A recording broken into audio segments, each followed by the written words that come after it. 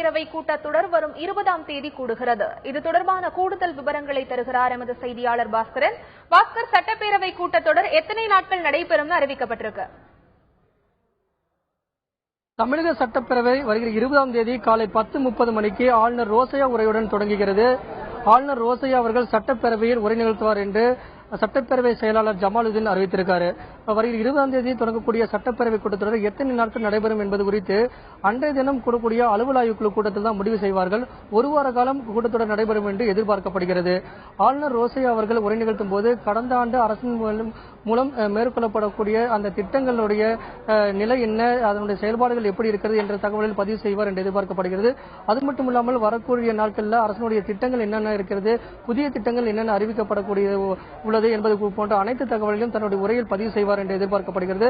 சட்டப்பேரவை கூட்டத்தொடரானது வருகிற 20ஆம் தேதி காலை 10:30 மணிக்கு ஆளுநர் ரோசையா உரையுடன் தொடங்குகிறது.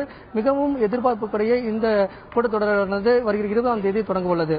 பாஸ்கர், சட்டமன்ற தேர்தல் நெருங்கி வருவதால் இந்த கூட்டத்தொடரில் முக்கியமான அம்சங்கள் இடம்பெற வாய்ப்பிருக்கா?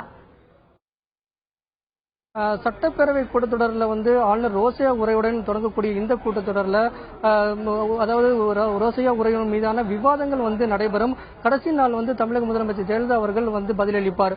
அதைத் தொடர்ந்து அடுத்த மாதம் இடைக்கால நிதிநிலை அறிக்கை தாக்கல் செய்யப்படக்கூடிய வாய்ப்பு இருக்கிறது. பிப்ரவரி மாதம் முதல் வாரத்திலோ அல்லது 2வது வாரத்திலோ தாக்கல் செய்யப்படக்கூடிய வாய்ப்புகள் இருக்கிறது. இந்த கூட்டத்தொடர் ஒரு வார காலம் தான் நடைபெறும். ஆளுநர் ரோசையாவுடன் தொடங்கக்கூடிய இந்த கூட்டத்தொடரானது இந்த கூட்டத்தொடரில் செம்பரம்பாக்கம் ஏரியிலிருந்து தண்ணீர் திறந்து விடப்பட்டது குறித்து எதிர்க்கட்சிகள் பல்வேறு கேள்விகளை எழுப்பக்கூடிய வாய்ப்புகள் இருக்கிறது. அதைத் தொடர்ந்து வெள்ள நிவாரணத்துக்காக நிவாரணத் தொகைகள் வங்கிகள் செலுத்தப்பட்டு வருகிறது. அதனுடைய நிலைமை குறித்தும் பல்வேறு கேள்விகளை எதிர்க்கட்சிகள் எழுப்பார் என்று எதிர்பார்க்கப்படுகிறது. இதனிடையே பார்க்கும்போது முக்கியமான கூட்டத்தொடராக இந்த கூட்டத்தொடர் பார்க்கப்படுகிறது.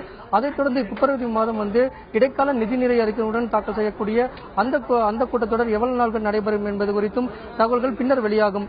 இந்த நிலையில் பார்க்கும்போது இந்த கூட்டத்தொடரும் அடுத்த மாதம் நிதிநிலை அறிக்கையோடு தாக்கல் செய்யக்கூடிய அந்த கூட்டத்தொடரும் எத்தனை நாட்கள் நடைபெறும் என்பது குறித்து அந்தந்த அலுவல் ஆய்வுக்குழு கூட்டத்தில் தான் முடிவு செய்யப்படும்.